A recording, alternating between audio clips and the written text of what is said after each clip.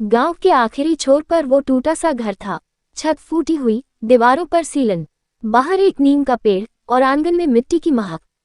वहीं रहते थे रामलाल जी, दो बेटे मोहन और सोहन। और फिर ब्याह कर दो बहुएं इस घर में आईं, सीमा और कविता। शादी के पहले दिन ही दोनों को एहसास हो गया, ये घर सिर्फ दीवारों से नहीं, संघर्षों से भी भरा है। रसोई में एक ही चूल्हा, बर्तन गिने चुने, खाने में कभी खिचड़ी तो कभी सूखी रोटी। सीमा ने अपने मायके के आराम को याद किया, कविता ने अपनी माँ की सीख को। फिर एक रात चूल्हे के पास दोनों बैठीं और कविता ने कहा, सीमा दीदी, ये घर वैसा नहीं जैसा हम सोच कर आईं, पर अगर साथ रहें तो इसे वैसा बना सकते हैं। सीमा ने उसकी आंखों में चमक देखी और बोली, चलो शुरुआत कल से करते हैं। सूरज का चेहरा, मेहनत का पहला कदम। अगले दिन दोनों ने घर के कोने कोने को साफ किया, पुरानी चीजों को करीने से रखा, छोटे आंगन में तुलसी का पौधा लगाया, नीम के नीचे मिट्टी का छोटा मंदिर बनाया।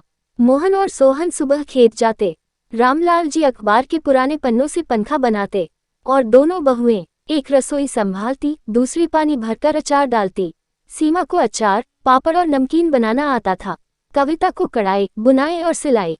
उन्होंने गांव की औरतों को साथ लिया, छोटा सा महिला समूह बनाया। धान काम चलता रहा, सम्मान बनता रहा। अचार गांव के बाजार में बिकने लगा, पापड़ की खुशबू खेत तक जाती थी। कविता ने 4 लड़कियों को ब्लाउज सिलना सिखाया। धीरे धीरे घर में एक पुरानी सिलाई मशीन आई, फिर सोलर लाइट लगी। और एक दिन जब बेटा चंदन पहली बार इंग्लिश में गुड मॉर्निंग बोलकर स्कूल गया, रामलाल जी की आंखों से आंसू निकल पड़े।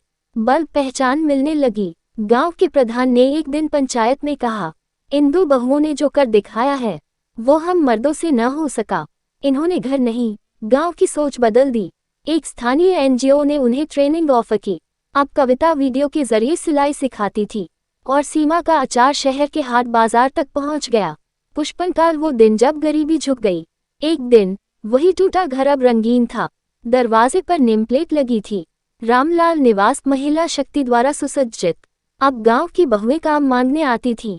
सीमा और कविता अब सिर्फ बहुएं नहीं रहीं, रोल मॉडल बन गईं। रामलाल जी कहते, बेटा होता तो घर संभालता, पर बहुएं आईं और घर को उड़ान दे गईं।